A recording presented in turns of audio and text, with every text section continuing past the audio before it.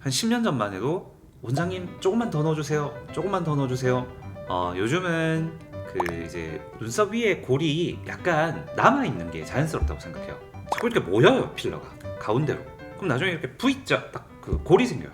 피부과 세계에서 이마 윤곽은 사실 필러만한 대체제가 없어요. 안녕하세요. 베스트 피부과 대표 원장 피부과 전문의 손윤호입니다. 오늘은 저한테 휴일인데요.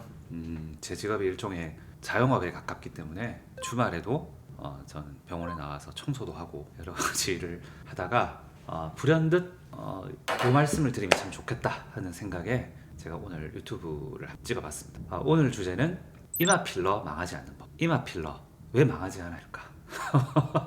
물론 당연히 망하지 않아야 되겠죠. 근데 제가 중요성을 하나만 더 갖다 붙이자면 피부과 세계에서 이마 윤곽은 사실 필러만한 대체제가 없어요. 우리가 이제 그 최근에 필러가 원래 하고 있던 그 볼륨 시술의 영역에서 콜라겐 부스터, 그러니까 스컬트라나 주베룩 볼륨 같은 그런 제형이 이제 많이 그 자리를 대체하게 됐잖아요.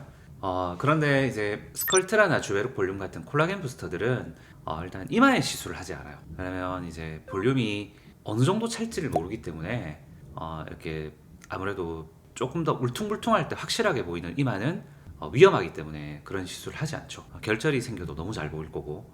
그래서 이제 피부과 영역에서 이제 이마만큼은 이제 필러를 대체할 게 별로 없다. 뭐 지방 이식 정도가 아니면 현재까지는 그런 상황이고요. 자, 그래서 우리가 이제 이마 필러는 어떻게 해야 예쁘게 잘 받을까? 첫 번째는 과하지 않게, 양을 과하지 않게 맞는 겁니다. 당연한 이야기죠. 네, 우리 저희 이마 필러 좀 과하게 받으신 분들 보면 돌고래, 귀여운 돌고래 이마. 그 돌고래가 이마가 이렇게 땡그랗잖아요, 그죠? 동그랗고 물론 귀여운데 이제 그런 느낌이 나는 이마는 좀 이제 요즘 선호가 되지가 않는 거죠. 그러니까 이제 클래식한 방식의 이제 이마 필러인데 옛날에는 이제 앞에서 봐도 동그랗고 옆에서 봐도 동그랗고 그다음에 이제 아무래도 양이 많이 들어가서 팽팽한 느낌을 주는 이제 그런 필러 시술이 약간 주였다고 하면 이제는 그 예전엔 필러를 한 뭐 이마하면 5cc 정도는 시술을 하는 게 기본이었거든요.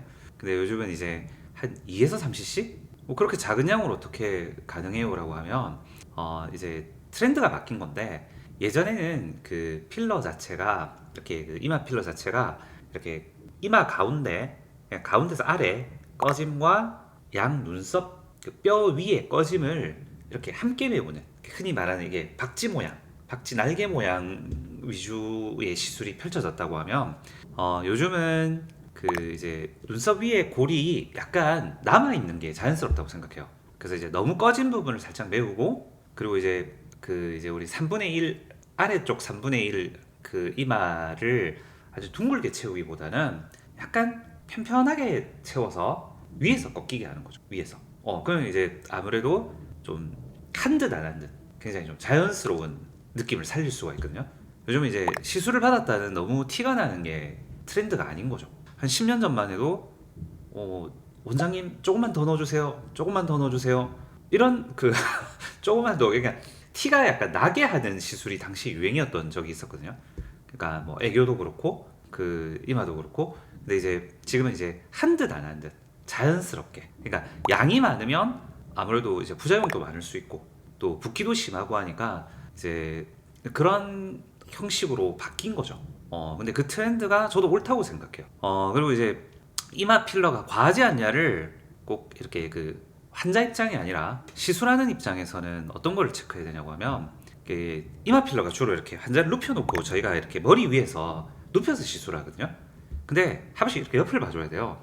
옆을. 왜 옆을 봐야 되냐고 하냐면 이 그 이마의 꺼진 부분에 집중하다 보면 이게 나도 모르게 너무 높아져 있을 때가 있어요. 그럼 이제 코가 낮은 경우에는 코보다 이마가 더 나오게 되거든요. 그럼 역시 어떻게 되겠어요?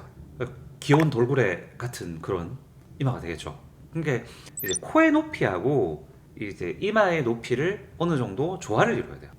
이마보다 코가 높도록. 그 반대면 너무 짱구 같아지니까. 만약에 너무 편편해서 그 이렇게 그 도저히 그 각도가 코 아래로 안 나온다고 생각하면 이제 그 시술하는 의사가 코를 높여줄 수 있는 시술을 함께 보내주는 게 맞겠죠. 그리고 이제 이마 필러가 잘 되려고 하면 꼭 빼먹지 말아야 되는 게 당일날 그 이마 미간 보톡스를 꼭 보내줘야 돼요. 왜 그게 중요하냐고 하면 우리가 평범한 사람은 계속 이마를 이렇게 쓰거든요.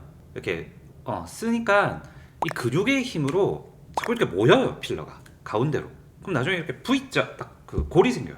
마치 우리 그 옛날에 그 로버트 만화에 나오는 뭐 메칸더 V처럼 V.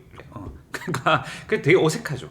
그래서 이제 그건 사실 어느 정도 밀리는 건 인간이기 때문에 당연한 건데 아무래도 이제 그 근육의 움직임을 줄여줄 수 있는 그 이마 미간 보톡스를 함께 시술해 줄 때 그런 부작용이 덜 할 수 있죠.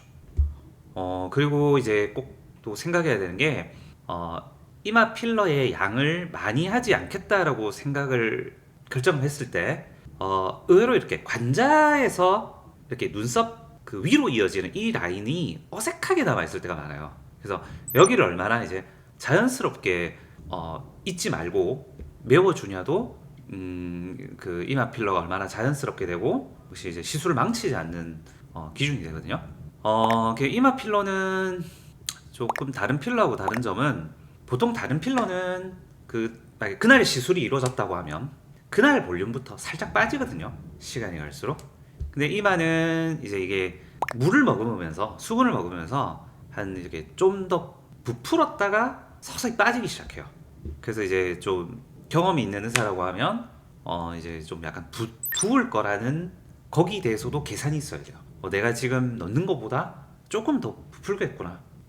그런 이제 그 시술자의 경험과 어떤 최근에 바뀐 트렌드가 충분히 반영이 되어야 제가 이마 맞고 돌고래 안 됐다, 망하지 않았다 라는 말을 들 수가 있겠죠. 어떻게 도움이 되셨을까요? 한 번씩 이렇게 주말에도 유튜브를 한번 찍어 보겠습니다. 예, 감사합니다.